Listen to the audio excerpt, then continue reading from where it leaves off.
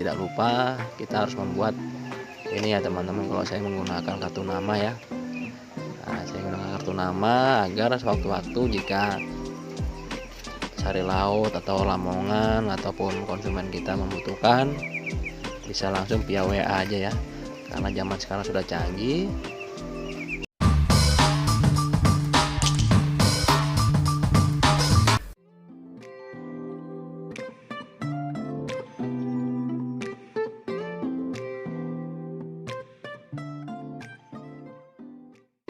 Assalamualaikum warahmatullahi wabarakatuh. Bertemu kembali dengan saya di channel yang membahas seputar peternakan ayam, pengobatan ayam, dan pakan alternatif ya. Nah, kita langsung saja teman-teman. Agar kita bisa untung dalam beternak ayam itu ada 3 faktor ya yang harus kita jaga atau kita perhatikan sebelum kita memulai beternak ayam, khususnya skala rumahan ya teman-teman ya, yang jumlahnya tidak terlalu banyak tetapi tetap bisa untung ya. Nah, bagaimana caranya? Simak terus video saya ini sampai habis ya, agar teman-teman semua mengerti dan tidak gagal paham ya. Nah, salah satu caranya agar kita bisa untung dalam beternak ayam itu ialah jangan teman-teman semua atau para peternak pemula sekali-sekali membeli DOC dalam jumlah besar atau per box ya. Kalau teman-teman semua belum memahami dan pernah beternak ayam jenis apapun ya, karena apa teman-teman? Karena harganya mahal dan juga kualitasnya belum tentu bagus di daerah kita ya. Seperti itu, sebaiknya kita belajar beternak awal ayam itu dari awal ya, dengan membeli indukan atau satu paket indukan, 1 jantan dan bisa 4 betina atau 5 betina ya teman-teman ya. Dari situ kita mulai belajar bagaimana merawat indukan agar dia bisa bertelur dan bisa kita tetaskan teman-teman. Cara menetasannya bisa menggunakan mesin tetas ataupun secara manual ya, seperti itu teman-teman. Jadi sebaiknya yang teman-teman perlu lakukan dulu itu kita membeli sepasang indukan, lalu kita pelihara, kita rawat dia, kita beri makan yang bagus agar dia bertelur. Dan sebaiknya itu kita menggunakan mesin tetas ya teman-teman ya. Nah, jika kita menggunakan mesin tetas bisa menghemat waktu dan memperbanyak DOC kita ya teman-teman. Jadi kita menggunakan indukan yang jenis petelur dan pejantan yang berdaging teman-teman, agar menghasilkan DOC atau anakan ayam ini yang berbodi badan besar tapi dia bisa menelur hampir rata-rata 2 hari sekali ya. Lalu kita rawat DOC itu sampai besar.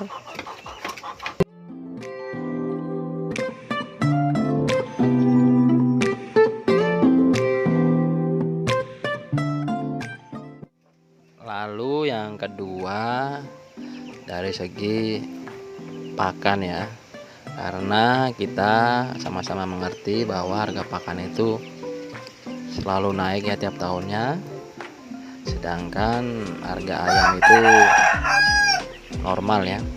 Nah, dia naiknya di saat hari-hari besar saja seperti tahun baru, Idul Fitri, Natalan, dan lain-lain ya teman-teman. Jadi sebisa mungkin kita jangan terlalu banyak menggunakan pakan pabrikan, karena hampir 70% dari pengeluaran kita di beternak ayam ini adalah di sektor pemberian pakan ya. Tapi emang tidak bisa kita pungkiri teman-teman, karena pakan ini banyak mengandung protein yang bagus ya. Nah, sebaiknya kita menggunakan pakan campuran atau kita olah dengan cara meracik pakan campuran setelah ayam kita itu berumur 1 bulan ya teman-teman. Nah, dari DOC kita wajib menggunakan pakan pabrikan yang berkadar protein 22%, ataupun 20% setelah lepas dari umur sebulan. Lalu kita mulai membelajarkan atau membiasakan untuk ayam kita menggunakan pakan campuran atau meracik pakan. Bisa berbahan dasar, kalau saya sendiri sih saya menggunakan beras menir atau beras reject ya. Itu harganya murah. Nah, untuk kebutuhan pakan saya ini untuk hampir 70 ekor ini, termasuk yang di kandang dan anak-anaknya, itu per pagi itu 1 kilo beras menir saya campur dengan kadang daun singkong, saya racik, saya potong-potong kecil, kadang daun ubi, kadang daun kates ya. Lalu saya beri campuran sedikit pakan pabrikan itu 324 ya teman-teman ya. Itu pakan untuk petelur, karena saya menggunakan pakan campuran ini untuk ayam petelur saya juga ya, untuk indukan-indukan saya. Jadi sekalian, dan semenjak saya menggunakan pakan ini, indukan ayam saya rajin bertelur, dan mentok-mentok saya pun seperti yang teman-teman bisa lihat ini, telurnya bisa besar ya.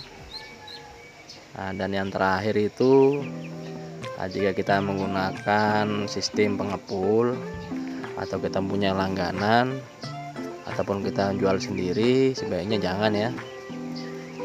Nah, jika kita menggunakan pengepul, biasanya itu harga ayam kita ditawar sangat murah ya, tidak sebanding dengan kos produksi kita dan perawatan ayam kita selama 3 bulan ya teman-teman. Jadi yang kita bisa ambil patokan itu, kita bertanya aja ke orang-orang penjual ayam di pasar, rata-rata berapa sih yang dia jual per ekornya atau per kilo. Kalau daerah saya itu per ekor ya. Nah, seperti ini, saya sedang berkunjung ke pasar. Saya selalu rutin hampir 2 minggu sekali atau 3 minggu sekali saya cross check harga-harga, update ayam ini, apakah ada kenaikan atau penurunan harga ya. Kalau penurunan saya rasa jarang ya teman-teman, yang ada selalu naik terus. Nah, jadi solusinya, setelah kita mengetahui harga update terbaru di pasar, kita bisa menawarkan langsung ya teman-teman. Nah, ke warung-warung makan seperti warung soto yang menggunakan ayam kampung dengan harga yang lebih miring dari harga pasar. Dan tidak lupa kita harus membuat ini ya teman-teman, kalau saya menggunakan kartu nama ya. Nah, saya menggunakan kartu nama agar sewaktu-waktu jika sari laut atau lamongan ataupun konsumen kita membutuhkan, bisa langsung via WA aja ya, karena zaman sekarang sudah canggih. Jadi mereka tinggal WA saja sehari sebelumnya agar kita bisa menyiapkan ayam ataupun bebek sesuai maunya dia ya. Kadang ada lamongan itu yang pengennya ayam besar sekitar 1,5 kilo, ada soto juga ada yang minta 1 kiloan. Jadi masing-masing konsumen itu beda-beda ya teman-teman ya. Jadi kita untungnya sebagai peternak rumahan itu, kita bisa mengelompokkan ayam kita itu sesuai ukuran dan bobot masing-masing ya. Nah, jika kita menggunakan sistem beli sekali banyak, per box atau 2 box atau 3 box, tidak bisa kita gunakan sistem seperti ini ya teman-teman, karena dia harus pukul rata, harus habis. Kalau tidak, maka kita akan mengalami kerugian sektor pakannya ya. Nah, seperti ini bisa saya jual juga melalui online, Facebook ataupun Messenger ataupun Instagram ya. Nah, saya gunakan video seperti ini, saya timbang dulu ayamnya, saya foto atau saya videokan, lalu saya kirim ke konsumen saya. Nah, jika mereka sudah oke, cocok, lalu kita bersihkan seperti ini teman-teman. Kita bersihkan karena pelanggan kita itu ada 2 ya, kadang-kadang teman, ada yang minta dibersihkan karena mereka sedang sibuk atau minta yang masih hidup ya. Nah, ini salah satu layanan kita untuk membersihkan ayam untuk kita beri ke konsumen kita ya.